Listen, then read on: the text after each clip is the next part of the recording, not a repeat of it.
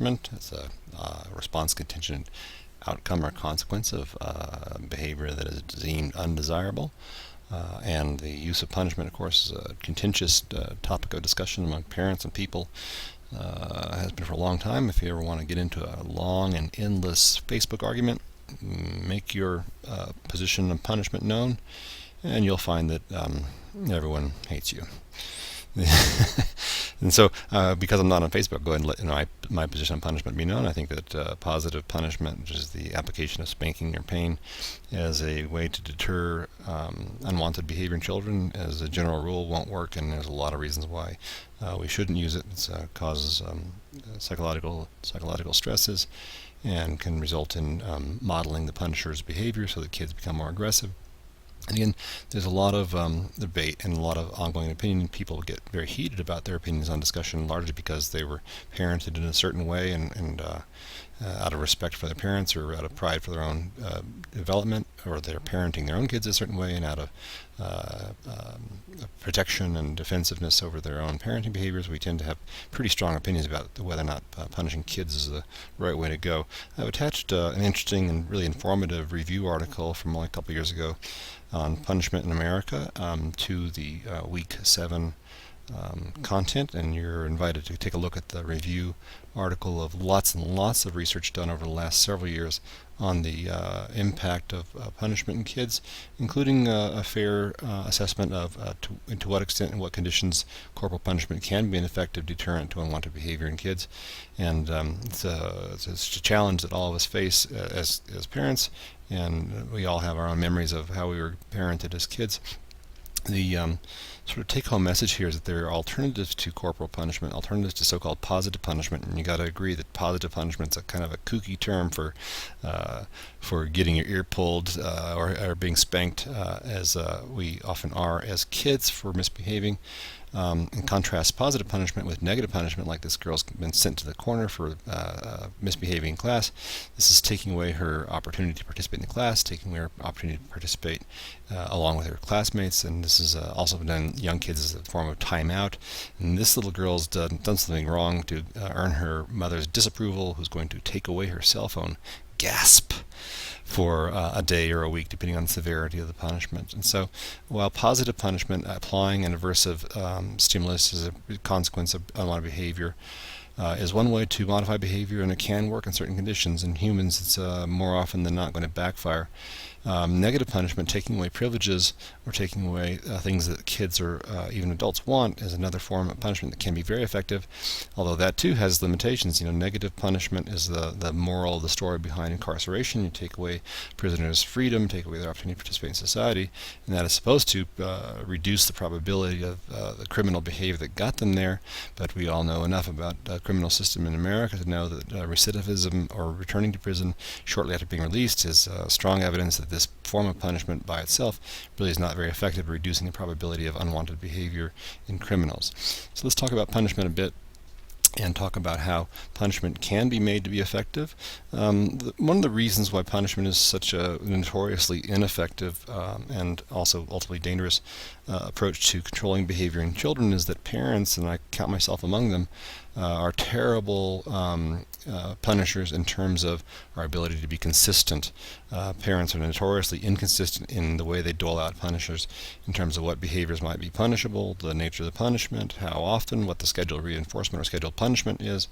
And so the parents we don't make good machines, is the short answer. However, in an operant chamber, if the contingencies for response contingent punishment are controlled by a computer, punishment indeed can be very effective, but people aren't computers, and we don't have the same degree of constancy or control over our own parenting behaviors. Nevertheless, punishment can be made to be effective, and one way to ensure that punishment can be effective is to use a sufficiently strong punisher to start with. Sort of paradoxically, if a parent tries to be both firm but also considerate, they might spank their kids weakly so it doesn't really hurt. and find that weak spanking behavior doesn't lead to a decrease in the amount of behavior on the kid's part, and so they end up having to escalate the magnitude or the intensity of the punishers.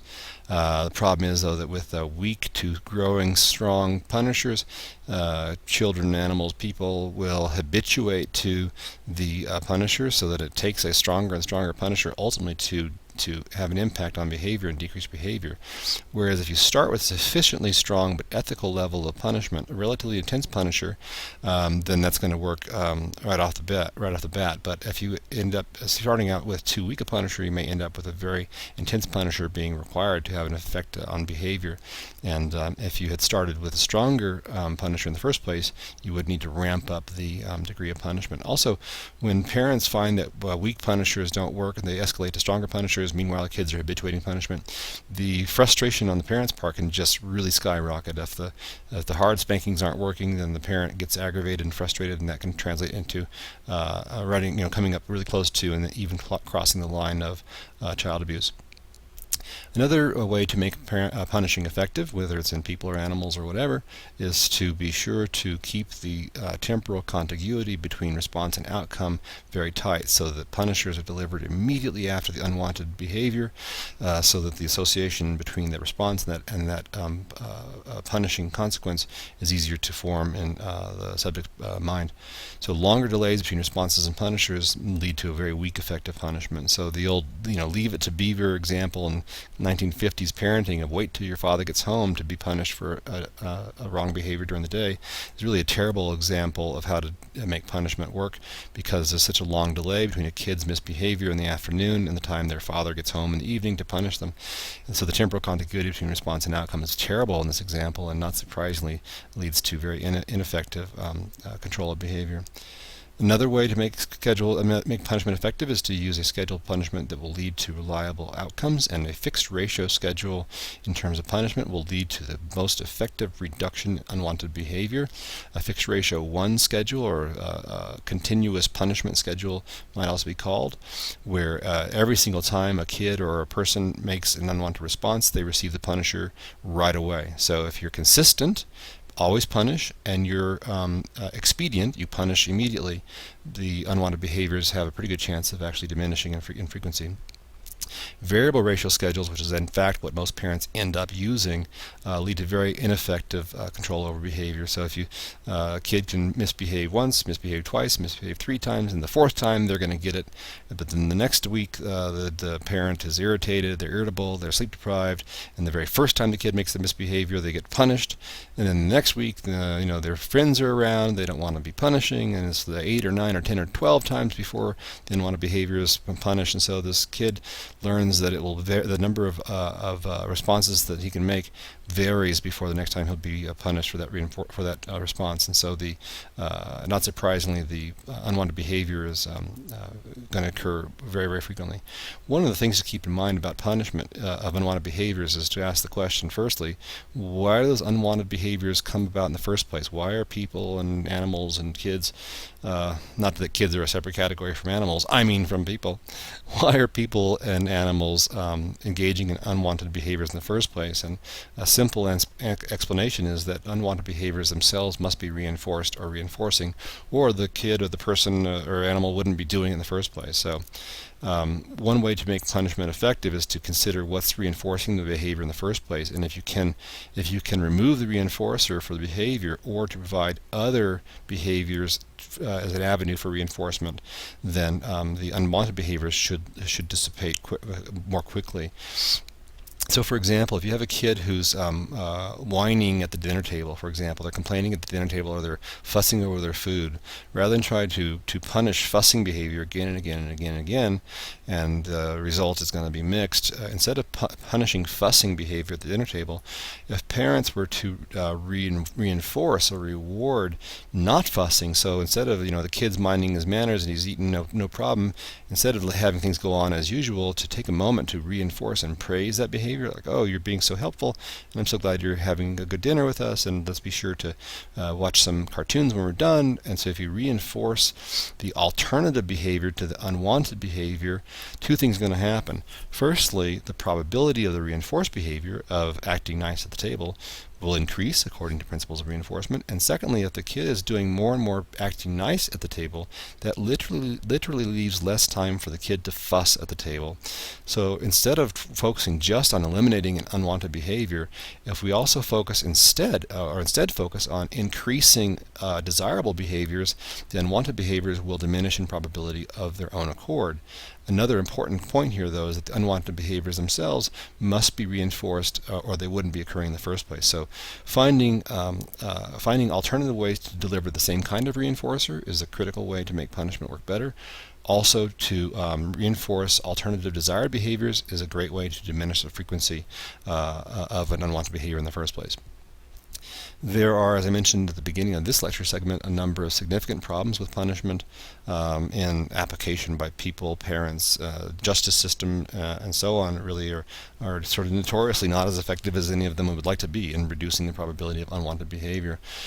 Among the many reasons why punishment won't work, as well as we might want it to, is that the person or the kid who's being punished quickly learns that the punishment is only doled out if they get caught for the misbehavior. So speeding is a behavior that society deems as undesirable, and there's a punishment for speeding. The punishment is a fine, which is to take money out of your bank account, which is a negative punisher, taking away something you want. So the fine fine for speeding is a punisher intended to get us to speed less. But very often what happens, we learn that if there are no police around and no speed traps set up on the highway, speeding won't be punished. But if police are in the vicinity, speeding will be punished. And so what that leads us to do is to cheat and to speed when there are no police around, but to go the speed limit when there are police are watching. So instead of reducing the behavior, we instead induce cheating behavior, which is a discriminant operant behavior. People are not stupid. They learn that under certain conditions the punisher is going to be doled out, and in certain other conditions the punisher doesn't apply. Similarly, in sports, if the coach is watching or the referee is watching, foul play during a sport activity will lead to a punishment. For example, a coach might have you run laps, or if you're playing in a game, the referee will eject you from the game, a negative punisher to remove you from the game you want to be in. However, if the coach is looking the other way or the referee is not watching, foul play is not punished. And so this also leads to a sort of deceptive approach on the part of players that might get away with the undesirable behavior simply because the contingency is not in effect, because the person in charge of that contingency doesn't see the activity. So for effective punishment, the contingency should always be in effect. That's why machines make good punishers. If a certain response occurs, the machine will always detect it and always deliver the punisher consistently and with good timing. If you have consistently delivered and well-timed punishers that are sufficiently intense, behavior will indeed diminish. However, the dangers again with punishment include circumvention, where a person or animal learns the discriminative cues that help it avoid punishers. That is, they only do the bad thing when you're not watching. And in terms of the psychological impact on people and animals that are punished, is that fear and anxiety and even rage can be evoked by the punisher. And if learning indeed is impaired when we are angry or frightened, so the punishing consequence can in fact disrupt learning and make it harder to associate the unwanted behavior with that outcome. Generalized behavioral disruptions, so people and animals that are punished they become less capable of learning in general. And punishment-induced aggression is a serious problem, both in punishing animals with corporal punishment. Striking animals produces aggression. Striking children and striking adults produces aggression. So there's punishment-induced aggression. And if you have a kid, for example, who's pushing his sister, and you spank the kid for pushing his sister, you have to stop and ask yourself, like, how is this different from what I'm punishing the kid for? But also, if you spank the kid and makes the kid more aggressive, then being more aggressive is going to make the kid more likely to push his sister. And that's why learning solutions, to go back a slide, learning solutions that involve differentially reinforcing other behaviors, especially behaviors that are incompatible with the undesired ones. So instead of spanking your kid for pushing a sister, which is not reinforcing anything but punishing and also producing aggression that's going to make the problem worse, instead, if you could reinforce the kid for being kind to his sister, which is not as impossible as it might sound, if you reinforce the kid for being kind to the sister, then And you'll notice that being kind and being a bully are incompatible. So you can't both be kind to get rewarded and be a bully, which will be punished. So the more effective the reinforcement of desirable behaviors, the less often we'll need to punish undesirable behaviors.